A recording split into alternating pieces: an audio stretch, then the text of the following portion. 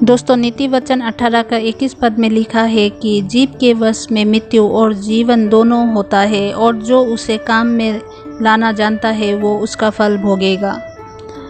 इस पद में जीव के शक्ति के बारे में कहा गया है और इस बात को भी बताया गया है कि अगर हम अपने जीव को काबू में रख सके तो जीवन और मृत्यु तक को रोक सकते हैं और ला सकते हैं, यानी जीवन और मृत्यु को भी अपने नियंत्रण में रख सकते हैं।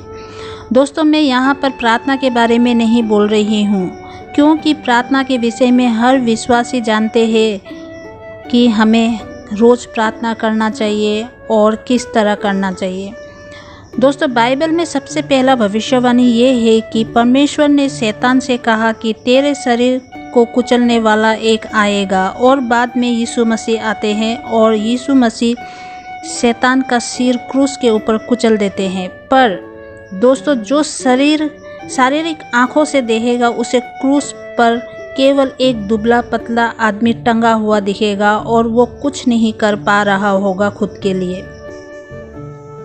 लेकिन जो क्रूस को असल में जानता है, समझता है, उसे मालूम है कि क्रूस पर अपना बलिदान देकर यीशु मसीह ने शैतान का सिर कुचल दिया है, और अब शैतान विश्वासियों का कुछ बिगाड़ नहीं सकता यीशु मसीह की वजह से, क्योंकि वो मृत्यु से पार होकर जीवन में प्रवेश कर चुके हैं। दोस्तों, अगर आपका ये अपने जीवन में कुछ बड़ा भी हार गए हो गया है या बहुत बड़ा नुकसान भी हो गया है, तो भी आप जीवते में है, जिंदा है, क्योंकि आपका नाम जीवन की पुस्तक में दर्ज हो चुका है। दोस्तों, उत्पत्ति 1 अध्याय का 3 पद में पहली बार परमेश्वर ने कुछ बोला है और वो भविष्यवाणी भी है। लिखा है, तब परमेश्वर ने कहा उजियाला हो, और तो उजियाला हो गया। उजियाला था नहीं, पर परमेश्वर ने उजियाला बना दिया अपने शब्दों से, यानी उजियाला हो एक भविष्यवाणी कर दिया था, और थोड़ी देर बाद भविष्यवाणी पूरी भी हो गई।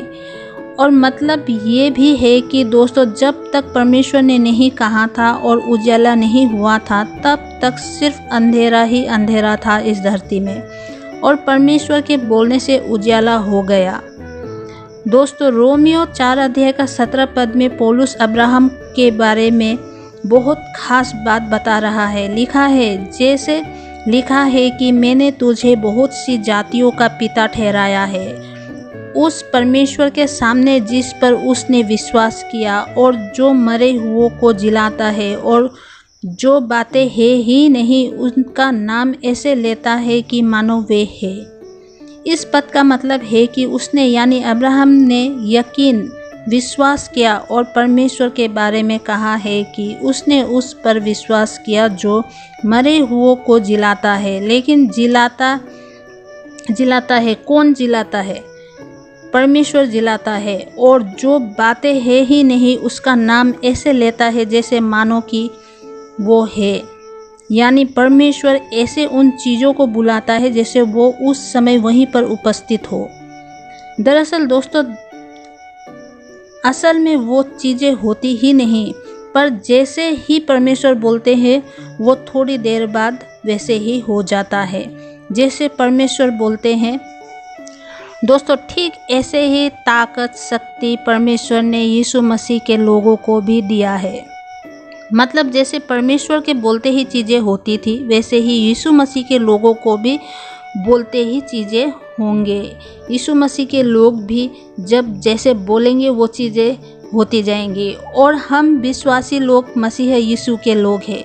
इसीलिए जीवन और मृत्यु का सामर्थ हमारे मुंह में है। हमारे मुंह में बनाने और बिगाड़ने का शक्ति है। दोस्तों, आज बहुत से विश्वासी हताश और निराश रहते हैं, क्योंकि वे बोलते नहीं हैं। वे प्रार्थना तो करते हैं पर वे भविष्यवाणी नहीं करते। वे जिस हाल में रहते हैं बस उसी को ही सच मानते हैं, लेकिन बद से बेहतर बनाने की सामर्थ उनके अंदर है। वे ये नहीं मानते और नहीं जानते, और इसी कारण वे चुप रहते हैं। दोस्तों, परमेश्वर ने बहुत सारे चमत्कार मूसा के लिए किया, लेकिन लाल समुद्र को पार करते वक्त परमेश्वर ने कहा कि मेरी तरफ क्यों देख रहे हो? हाथ में लाठी है, उसे बढ़ाओ दोस्तों, एक बात पर ध्यान दें कि परमेश्वर के राज्य में आपके खुद के बोले बिना कुछ नहीं होगा।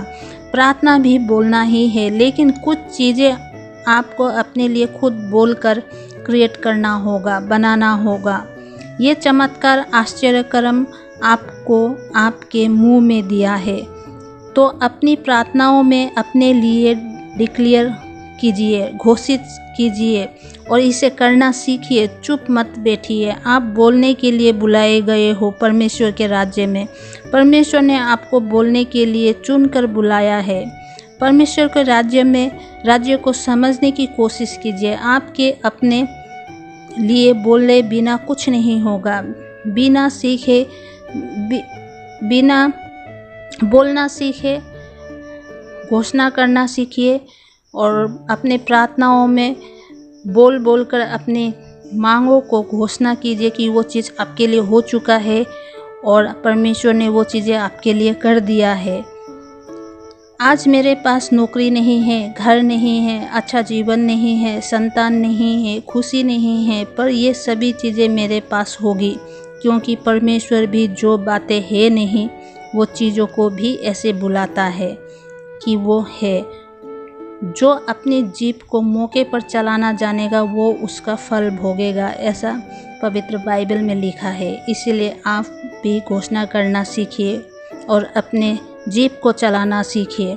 दोस्तों, परमेश्वर ने आपके लिए जो करना था सब कर दिया है, अब आपको अपने लिए करना है।